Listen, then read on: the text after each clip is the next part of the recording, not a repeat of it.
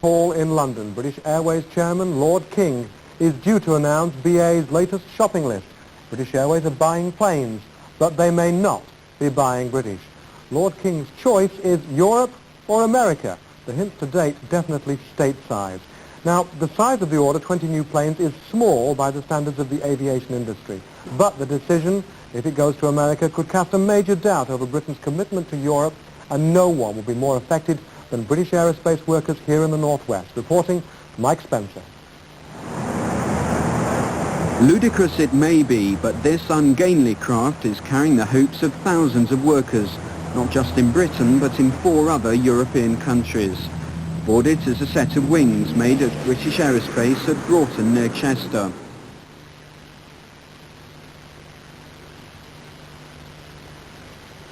Its final destination is Toulouse, the headquarters of Airbus Industry, the first truly successful exercise in European collaboration. Airbus Industry is a consortium of major aircraft companies. The French and Germans each have a 37% stake, British Aerospace 20%, and Spanish and Dutch companies make up the rest. Since the first Airbus, the A300, flew commercially in 1974, the Europeans had taken on the American giants Boeing and McDonnell Douglas. First half results this year show Airbus outselling Boeing for the first time. This in fact is the display that the pilot would normally use in flight because we can produce a map. The heart of its success is technical innovation. Next year, Airbus will introduce the new A320 into commercial operation. It's their boast that it leaves all other aircraft well behind. Gone is the traditional central joystick, gone too the cable and pulleys which traditionally operate the wing surfaces. In their place, banks of computers. We can prevent the airplane from doing dangerous things. We can even prevent the pilot from doing dangerous things, even if he wants to. Or tries to, because the computer has that authority. The computer can tell the pilot, you can't do that. No, it doesn't do that. It does it the other way. It actually acts directly on the flying controls to limit what the pilot is trying to do. For instance, very simply, the pilot might try to roll the airplane to a very high bank angle. We can tell the computer that the bank angle limit is 65 degrees. And when he gets to 65 degrees, it won't go any further. We have 2 computers that have identical software and components, and the other 3 computers are completely different. They're made by different manufacturers using different components with completely different software. So in this way, we should be able to overcome any fears that people might have that a single failure in the software could involve all the computers. That's not possible. The British may have shown characteristic suspicion before fully embracing the European ideal, but today Airbus is a major part of British Aerospace's civil aviation activity. More than 1,000 people at Broughton work assembling the wings for the entire Airbus fleet. Other parts for the wings are made at BAE factories in Manchester and Preston. On completion, the wings begin their lumbering route along the M56 to Manchester Ringway. There, they're loaded onto one of 4 Super Guppies owned by Airbus Industry. Ironically, the Guppy was built in the 60s to fly NASA spare parts around the United States. Today, it provides a vital link in the European bid to overcome America's stranglehold on the airline market. As the Guppy flies from Britain, another is flying from Germany with essential fuselage components. Once in France, Aerospatiale unite wings and fuselage and add French-made nose cones, Spanish-made tail fins and Dutch-made wing fittings. If it seems as easy as assembling a plastic model aircraft, Airbus are delighted.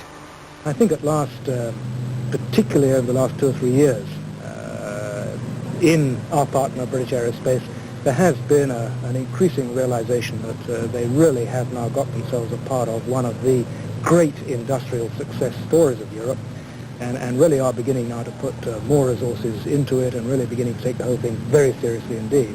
Obviously, as a British person attached down here, I'm very pleased about that. The degree to which the member countries are cooperating in Airbus is well reflected by these 3 men. Ralph Chrysop arrived in Toulouse 8 months ago. Mike Moss has been here 6 years. and Alan Busby, their foreman, has been in Toulouse for 8 years. They form part of the 15-man team from British Aerospace at Chester, overseeing wing assembly and making customer modifications. Most of us were quite apprehensive about the fact of coming to a different country, especially a non-English speaking country, but it broadens your outlook. The longer you're here, the more adaptable you become. Parlez-vous français? Un peu. Do you think one day Airbus will be as big as Boeing or McDonnell? Oh, without a shadow of a doubt. Yes, certainly with the new A320 fly-by-wire, which is paving the way into the future, new technology. And how long do you think you'll be here in Toulouse?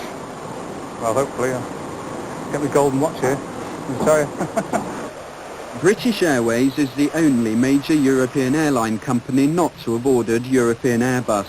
Now, faced with the need to replace its ageing fleet of TriStars, the inscrutable Lord King has a chance to order the next line of Airbus aircraft, the long-range A330, A340, which are due in production in the early 1990s. His decision is expected tomorrow, and the Europeans fear that once again British Airways will buy American. The battle for the £1.5 billion order has been hard and sometimes bitter. Boeing and McDonnell Douglas, sitting happily until recently on an 85% share of the world market, are now calling foul. They claim government loans to launch the long-range aircraft amounts to subsidy and contravenes fair competition. The pain in Seattle is felt all the more in that Pan Am, Northwestern and several other large American operators have already decided to buy European. Observers in Europe say the anger felt in America is a sign that the Europeans are at last posing a real threat to the American monopoly of civil aviation. It's in such a light that BA's decision where to buy 20 new aircraft must be seen. Though it's worth $1.5 billion, the size of the order is nothing compared to the political impact. If Britain's main carrier should buy American, where does that leave the great European ideal?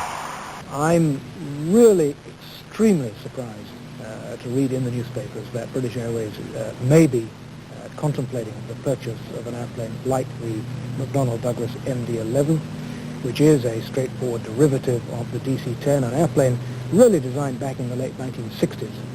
And just speaking as a Briton working in Airbus, I'm extremely surprised. I find it almost impossible to believe that an airline which presents itself as one of the leading airlines, confronted with a choice between basically the technology of the 1960s or the technology truly of the 1990s, which Airbus now offers with the A330 and A340. I'm really astonished that British Airways could seriously be considering a choice of the technology of the 1960s. The government should say to Lord King, look, you had better think again. We've got a perfectly good aircraft, the Airbus. It's made partly in Britain. The wings are made in my constituency. I'm very proud of that. 4,000 workforce, one of the greatest aircraft factories in Western Europe, and I believe my people should have a vote of confidence.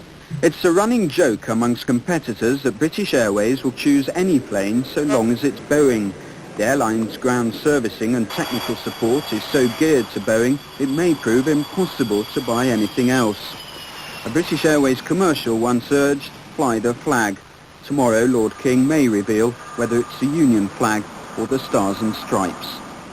A special report from Mike Spencer, who will be reporting tomorrow on the decision, and our computer wire service is telling us even tonight that the Americans are still favourites to land that £1 billion order. Juliet.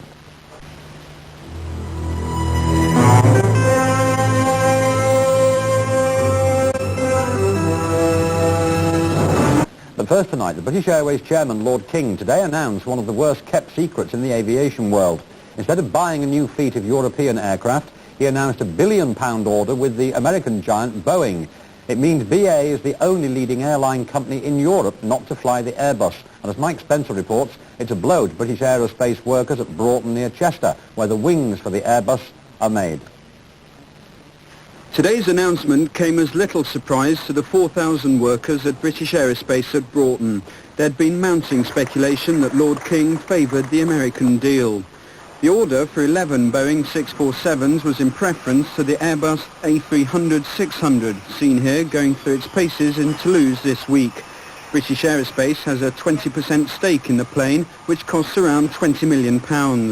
The wings of the A300 are made at Broughton, with other parts coming from factories at Manchester and Preston. Fortunately for the workers, Airbus orders from other airlines are going so well, no job should be at risk. Luckily, I think this workforce, this Airbus is successful and has been sold all over the world. But we have to say that Lord King's decision by British Airways to buy American can conceivably slow down the rate of orders for Airbus. I'm not saying that will happen, but clearly the morale boost that Lord King could have given this workforce, could have given British Aerospace in Britain, connected with the Airbus project, that is an opportunity missed, and I deplore that. Neither British Aerospace nor Airbus industry were prepared to comment today. They're taking some comfort from BA's decision to defer ordering 10 more long-range aircraft until next spring. Once again, Airbus will be bidding for that order in face of stiff competition from another US manufacturer, McDonnell Douglas. The Europeans are still confident that their long-range aircraft, due in the air in the early 1990s, can beat off McDonnell's MD-11, a modernised version of the DC-10 designed in the 1960s. I find it almost impossible to believe that an airline which presents itself as one of the leading airlines, confronted with a choice between basically the technology of the 1960s or the technology truly of the 1990s, which Airbus now offers with the A330 and A340. I'm really astonished that British Airways could seriously be considering a choice of the technology of the 1960s. One other source of comfort for Airbus is Lord King's pledge that if the BA merger with BCAL goes ahead, he will honour BCAL's order for the Airbus A320. It's Airbus's new technology flagship, computers and microchips taking the place of the conventional joystick and cockpit dials. So while the chance remains that British Airways may indeed finally buy European rather than American, Airbus is determined to stay out of the political argument. Workers at Broughton were a little less reticent. Bad, isn't it? Bad news for them who are on the Airbus, isn't it? If it's why. Well, it's going to be a few orders, couple of orders for a few years, and that's it, really, isn't it? I think it's disgusting myself. You'd think they'd buy British, wouldn't you? I think it stinks, actually. They should have bought British. It makes me think it's a bit political, you know, are the Yanks going to stop buying Rolls-Royce engines and what have you if we don't buy American aircraft? Meanwhile, management at Rolls-Royce in Barnoldswick have welcomed today's decision. The factory makes components for the RB211 engine, which will be fitted by Boeing on the 767s. Currently, most Airbus aircraft are fitted with American engines, though Rolls-Royce and Airbus are holding talks aimed at a closer relationship